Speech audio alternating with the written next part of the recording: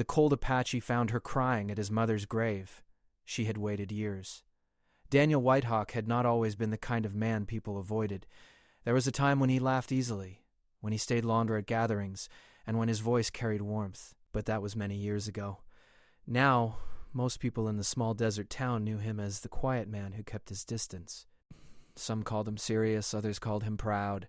A few who did not know him at all called him cold. He lived in a small house at the edge of town, where the road turned from pavement into dust. The house was simple, built by his grandfather's hands long before Daniel was born. The wooden porch creaked when he stepped on it. The wind often pushed sand against the windows. Inside, everything was clean and in order. Nothing was out of place. It looked less like a home and more like a room someone stayed in for a short time. Daniel worked long hours at a repair shop near the highway. He fixed engines, changed tires, and rarely spoke more than necessary. His hands were strong and steady. He was good at what he did. People respected his skill, but they did not try to know him better. When customers asked about his family, he gave short answers. When coworkers invited him for dinner, he always had an excuse. He had learned that when you did not let people come close, they could not hurt you. Years ago, his mother, Martha Whitehawk, had been the heart of his life. She had raised him alone after his father left when Daniel was very young. She worked at the local clinic during the day and still found energy to cook dinner every night. She told stories about their Apache ancestors, about strength, about courage, and about kindness. She believed that a strong person was not the one who shouted the loudest, but the one who stood steady during storms. When she smiled, it felt like sunlight. When she spoke, Daniel listened. She had a way of understanding him without him saying a word. If he was upset, she would sit beside him quietly until he was ready to talk. If he failed at something, she would remind him that failure was only a lesson in disguise. She never forced him to be someone else. She simply encouraged him to be honest and brave. Then came the illness. It arrived slowly, like a shadow stretching across the floor. At first she said she was only tired. She told Daniel not to worry, but the tiredness grew heavier. The clinic visits became longer. The medicine bottles on the kitchen table multiplied. Daniel tried to stay strong, just as she had taught him. He drove her to appointments.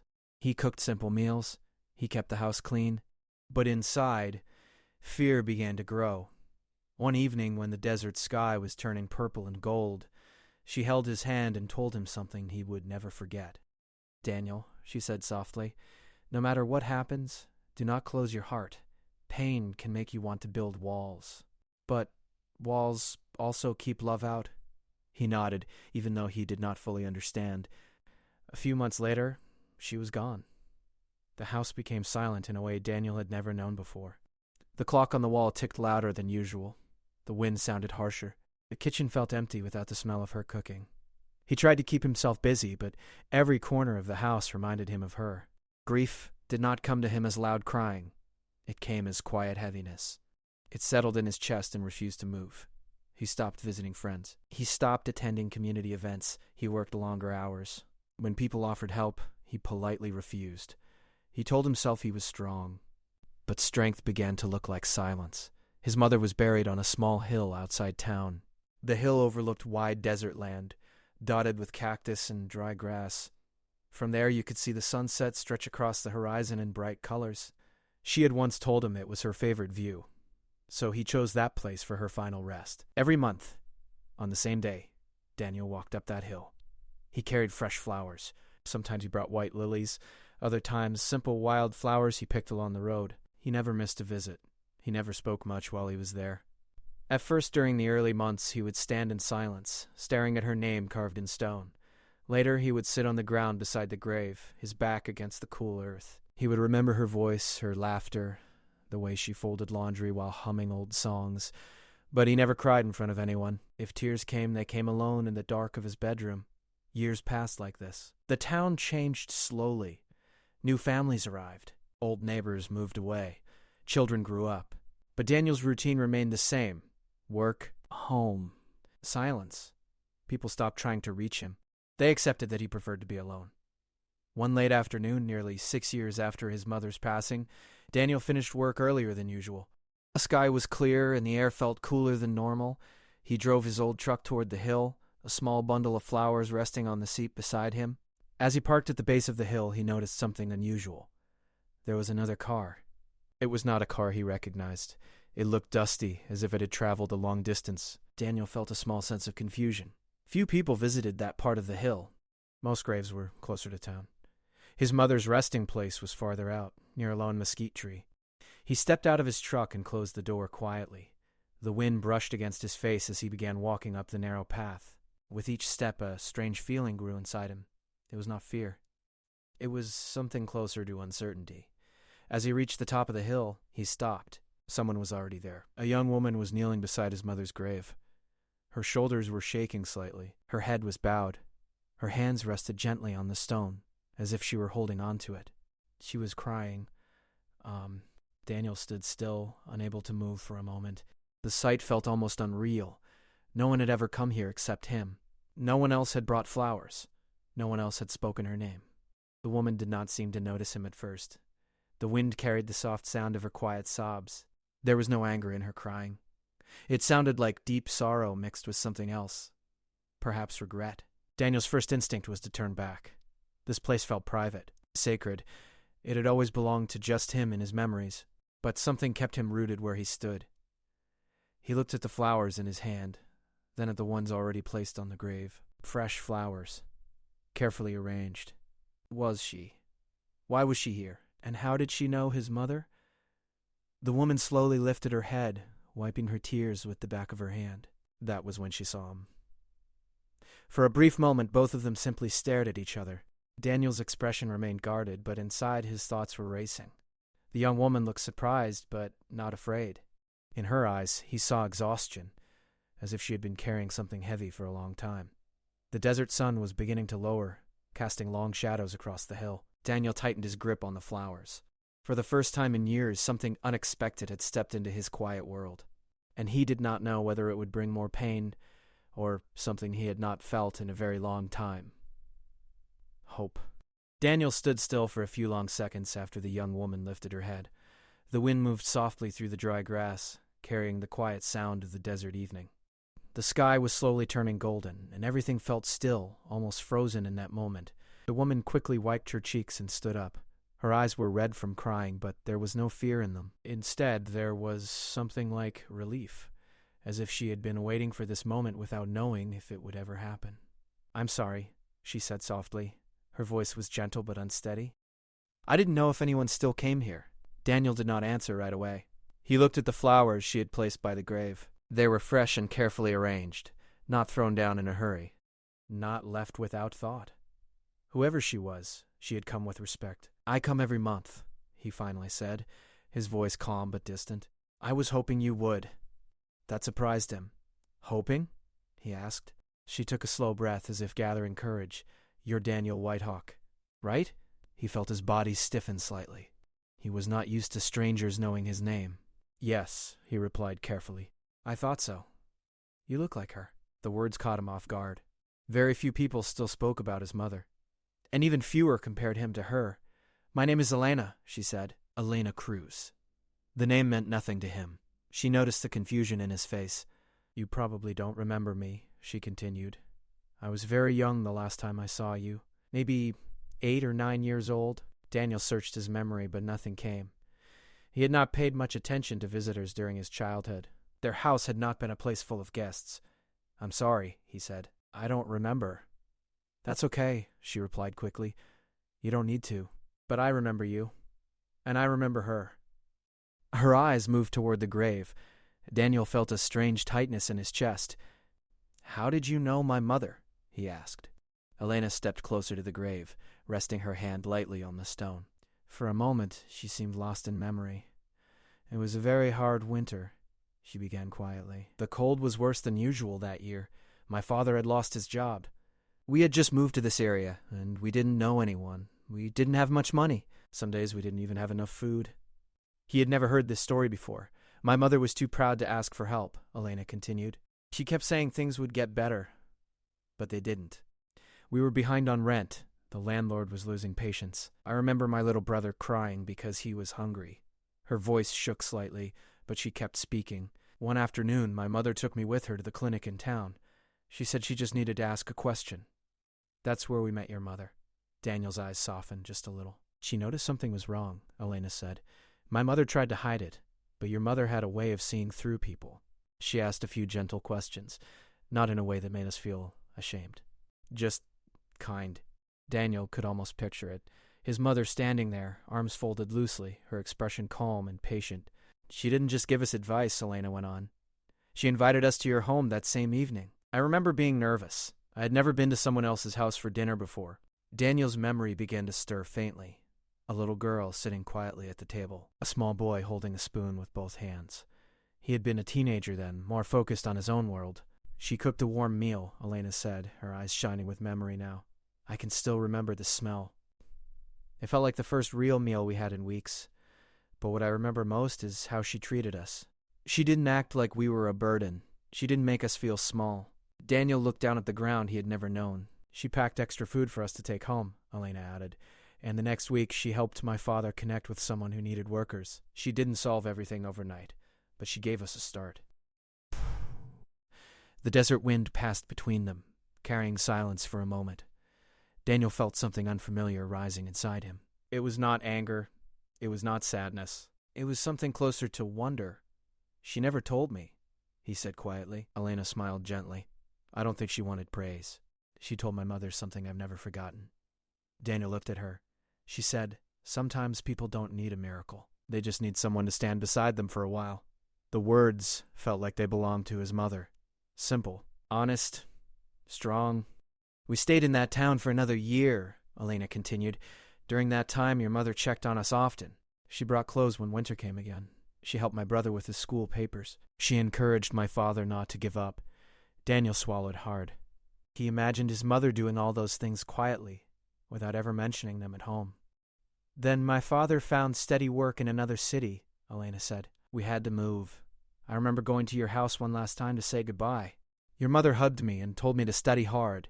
She said education would open doors that no one could close. Daniel's memory became clearer, a small girl hugging his mother tightly near the doorway. He had watched from a distance, not understanding the importance of that moment. I wanted to stay in touch, Elena said softly. But life moved quickly. We lost contact. Years passed. I finished school. I worked part-time jobs. I kept hearing your mother's voice in my head whenever things got hard. Daniel looked at her carefully now.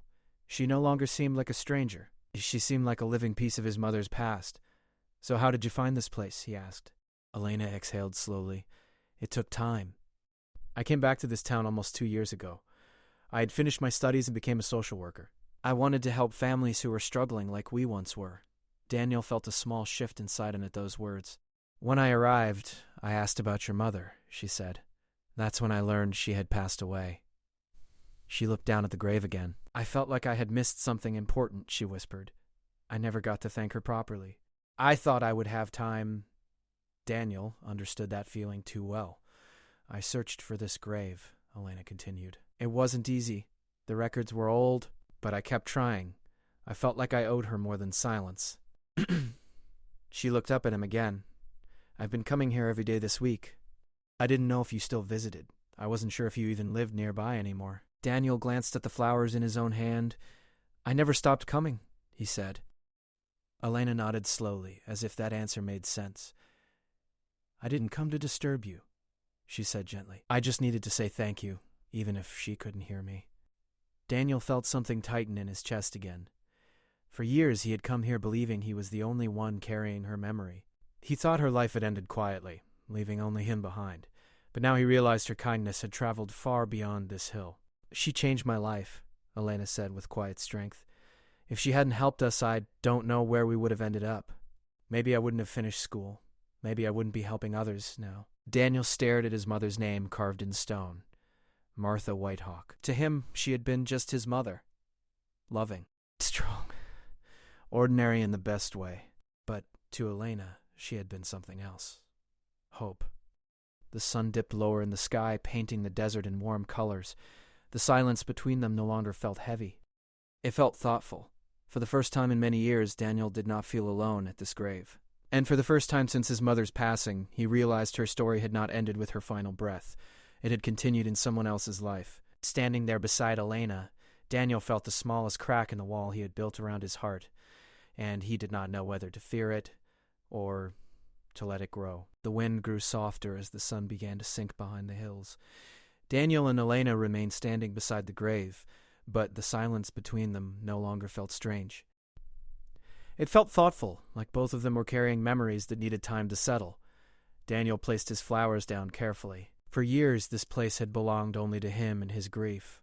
Now, someone else stood beside him, carrying a different kind of emotion. Not only sadness, but gratitude. "You said she told you something," Daniel said quietly. "Something you never forgot." Elena nodded. She brushed a loose strand of hair away from her face and looked toward the horizon for a moment, as if replaying an old memory. "It was the last day before we moved," she began. "My father had finally found stable work in another city. We went to your house to say goodbye.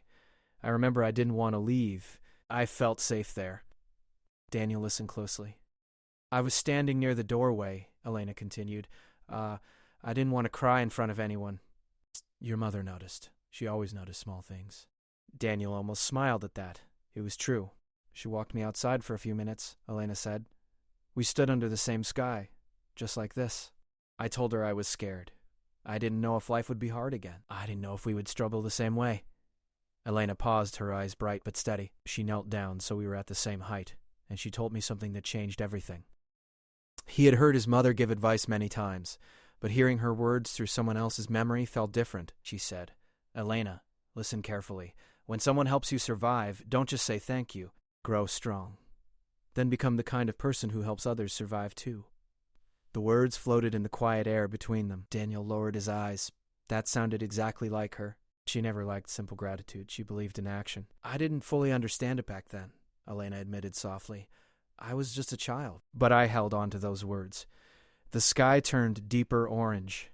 A bird flew across the open land, its wings cutting gently through the evening light. "When we moved," Elena continued, "life wasn't perfect. My father worked long hours. My mother started cleaning houses. I helped take care of my younger brother. There were still hard days." She gave a small smile, but every time I felt like giving up, I remembered her voice. I remembered how she looked at me, like she believed I could be more than my situation. Daniel felt something shift inside him again. He had spent years thinking about what he had lost. He had never thought about what his mother had given to others. "I studied hard," Elena said, "not because it was easy. It wasn't. Sometimes I was tired. Sometimes I felt like I didn't belong. But I kept going." She turned to look at him directly. "I wanted to grow strong, just like she said." Daniel noticed the determination in her eyes. It wasn't pride. It was purpose. "I earned scholarships," she continued. "I worked part-time jobs. I saved money. And when it was time to choose a career, I didn't even hesitate." "You became a social worker," Daniel said quietly. "Yes," she nodded.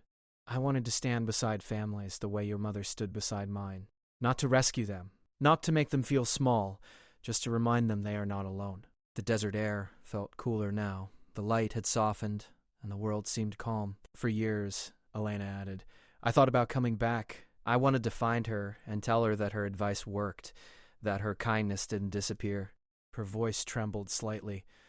But I kept thinking I had more time."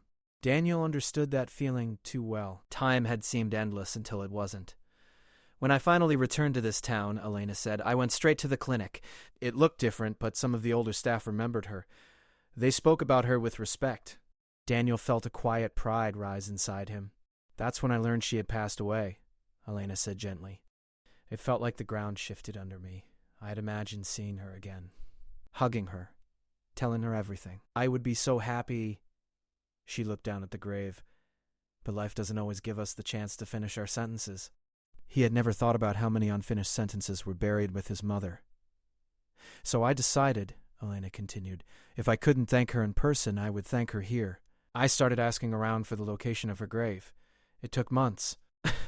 Records were not easy to find, but something inside me refused to stop." Daniel watched her carefully. This wasn't simple curiosity. It was commitment. "When I finally found this hill," she said, "I stood exactly where you're standing now." And I cried, not only because she was gone, but because I realized how much she had shaped my life. Daniel felt his heart beating heavier. "For years," Elena went on, "I carried her advice like a promise. I helped families find housing. I help children stay in school. I listen to parents who felt hopeless." She looked at him again. "Every time I stood beside someone who felt lost, I thought of her." Daniel swallowed hard. "She didn't just help us survive one winter," Elena said. "She planted something in me that kept growing. The wind moved through the grass again, softer now, almost gentle. I came here every day this week," Elena admitted. "I wasn't sure if you would come. I didn't know if you still lived nearby, but I hoped." "Why hope to see me?" Elena hesitated for a moment before answering.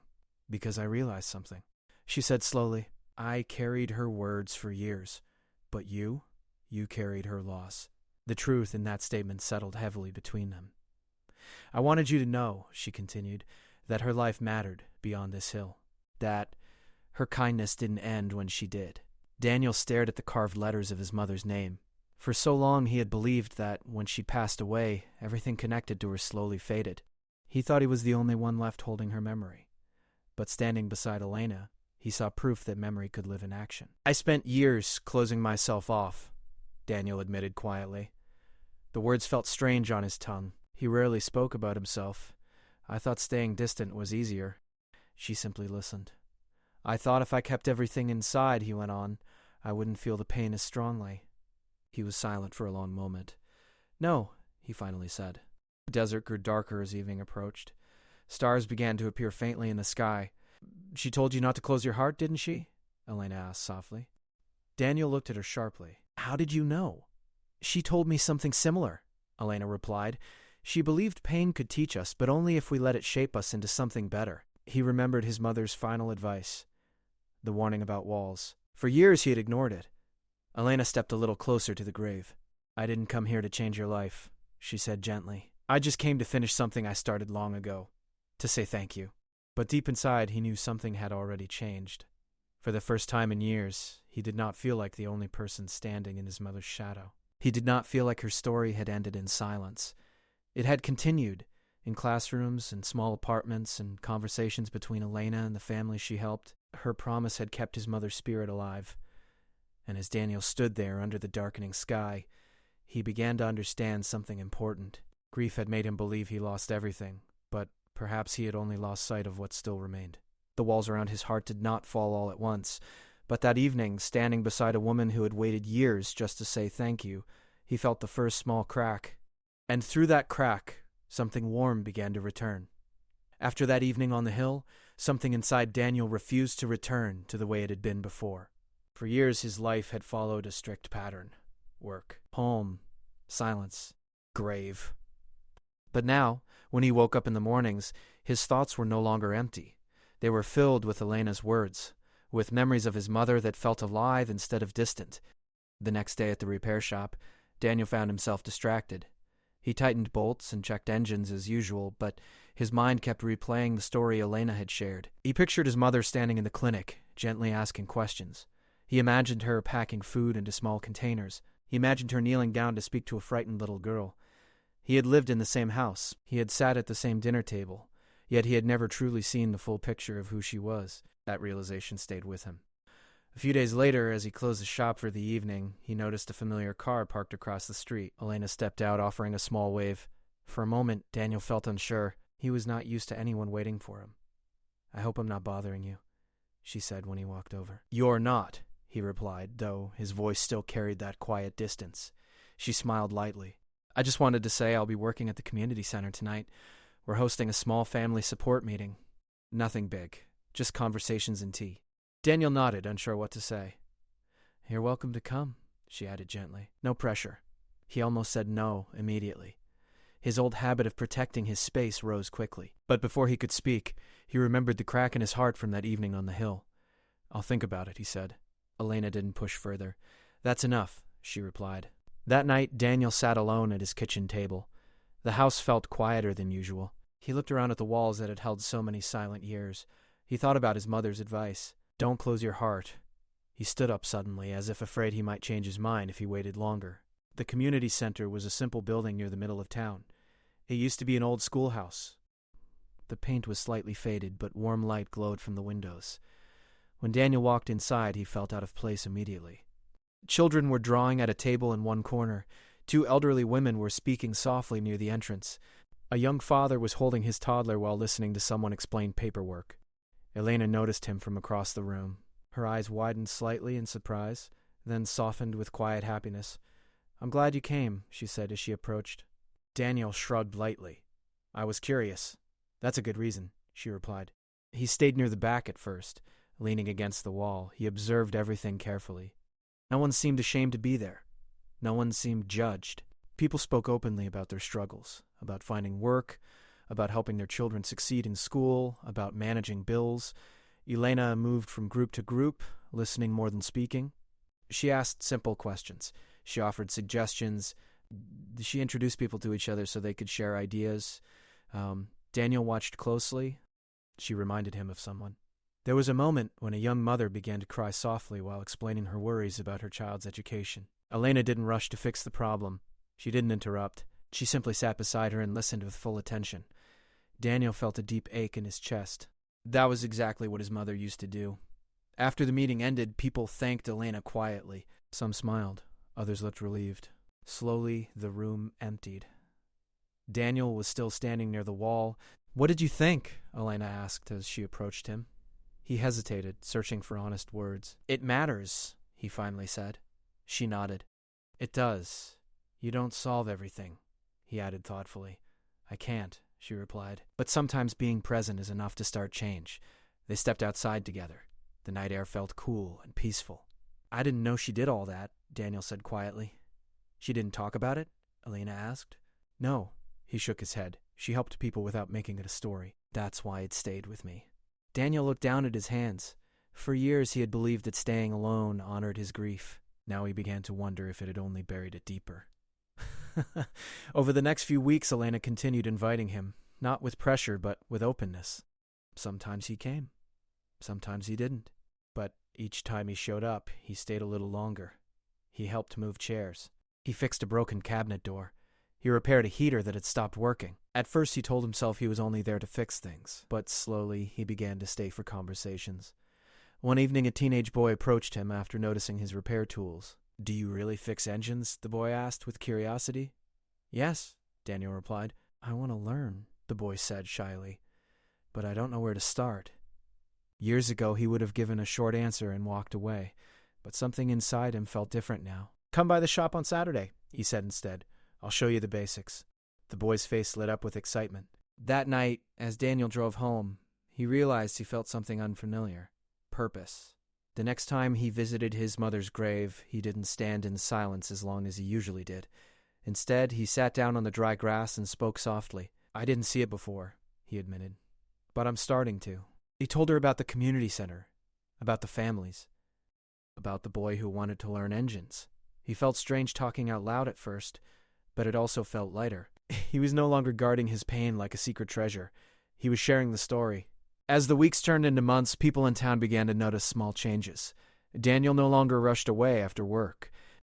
He greeted neighbors with a nod that sometimes turned into a short conversation. He even allowed himself to laugh once or twice. Elena saw it too. "You're different," she told him one evening. "Maybe," he replied.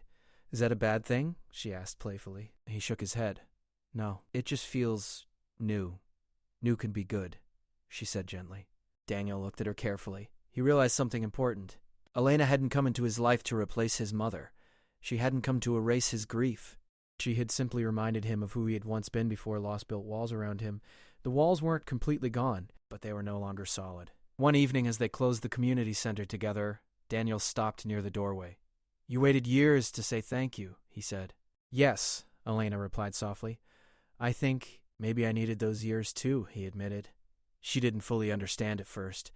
"I needed time to realize that her story didn't end," he explained.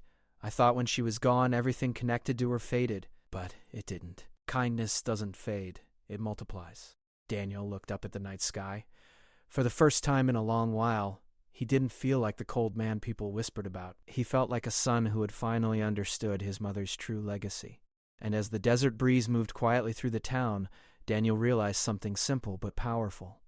Healing doesn't always arrive loudly. Sometimes it walks back into your life quietly, in the form of someone who waited years just to say thank you.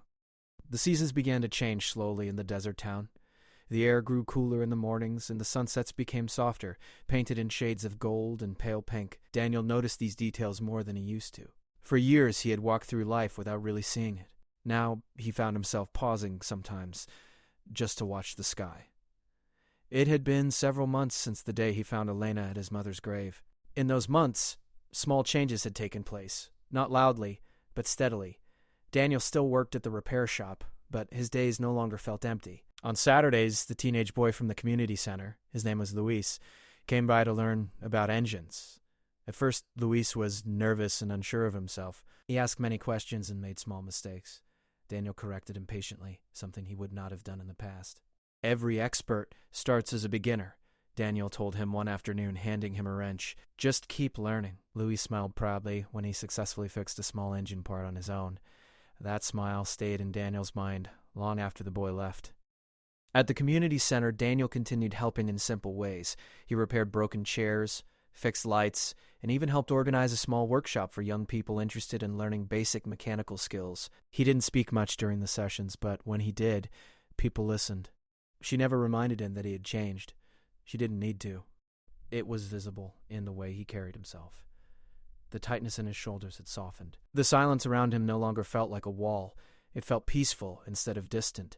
One evening, as the sky turned deep orange, Daniel felt the familiar pull to visit the hill again, but this time felt different. Yeah, he didn't go alone.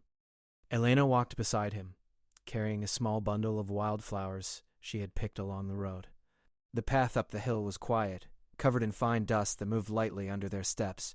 The mesquite tree near the grave swayed gently in the breeze. When they reached the top, Daniel stopped for a moment.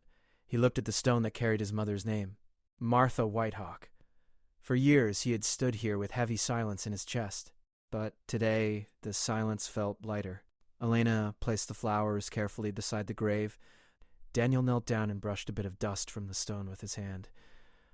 I used to come here and only think about what I lost, he said quietly. Elena stood beside him, listening. I thought if I kept visiting, I was honoring her, he continued. But I was holding on to my pain more than her memory.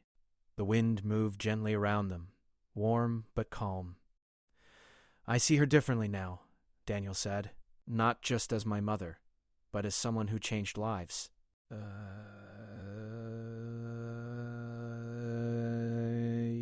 Daniel nodded slowly. She did. I just forgot for a while. But this time, he didn't stare at the ground. He looked at the horizon, where the sun slowly dipped lower. I spoke to her last time I came, he admitted. Elena smiled. What did you say? I told her about Luis, about the community center, about the families you help. He paused. I told her I'm trying. Elena sat beside him. I think she would be proud. Daniel let those words settle in his heart. Proud. He hadn't thought about that in a long time. As the sky darkened, stars began to appear one by one. The desert had a way of making everything feel wide and open. Standing on that hill, Daniel felt small in the best possible way. Not lost, but connected. You waited years to come back, he said after a while. Yes, Elena replied softly.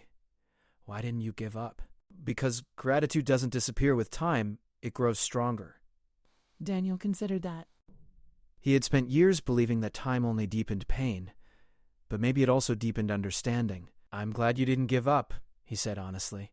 Elena looked at him, surprised by his openness. If you hadn't come, he continued, I might still be standing here alone, not seeing what she left behind. You were never truly alone, you just couldn't see the full picture yet. Daniel looked at the grave once more. Love doesn't end here, he said quietly, touching the stone. No, Elena agreed. It continues in how we live. They remained there until the sky turned completely dark. The town lights flickered in the distance, small and steady. Before leaving, Daniel stood and took a deep breath. I don't want this place to feel like only sadness anymore, he said. I want it to remind me of strength. Elena nodded. Then let it. Over the next few weeks, Daniel did something he had never done before. He shared stories about his mother at the community center. Not long speeches, just small memories. He told them how she used to hum while cooking, how she believed that listening was more powerful than talking, how she once stayed up all night helping him finish a school project even after working a full shift. The families listened with interest. Some smiled, some asked questions. Through those stories, Martha Whitehawk became more than just a name on a stone. She became a living example of quiet kindness. One afternoon, the community center organized a small gathering to celebrate volunteers. It wasn't fancy, just homemade food and simple decorations. Elena insisted that Daniel attend. When his name was mentioned for helping with repairs and mentoring young people, he felt uncomfortable at first. He wasn't used to attention. But as he looked around the room, at Luis, at the families, at the elderly women who greeted him warmly, he realized something. He wasn't being praised for being perfect. He was being appreciated for showing up. And showing up was something his mother had always done. Later that evening, Daniel walked home under the open sky. The air felt cool against his skin. He realized that the town no longer felt like a place he was simply passing through. It felt like somewhere he belonged again. The next time he visited the hill, he went alone. But he didn't feel lonely. He stood before the grave and spoke clearly. "I understand now," he said softly. "You didn't just teach me how to survive. You taught me how to help others do the same. I closed my heart for a long time," he continued, "but I'm opening it again. Slow. And I'm not afraid anymore." Inhale. The world looked the same as it always had. Wide desert, quiet roads, distant mountains. But inside him, something had changed completely. He was no longer the cold man people avoided. He was a son who carried his mother's legacy forward. He was a mentor to a young boy learning about engines. He was a steady presence at the community center. He was a man who had learned that grief can either build walls or open doors. And none of it would have happened if a young woman hadn't waited years just to say thank you. From that day on, the hill was no longer only a place of loss. It became a place of beginnings. Because sometimes healing doesn't come from forgetting the past. It comes from understanding that love continues, in quiet actions, in shared stories, and in the courage to open your heart again.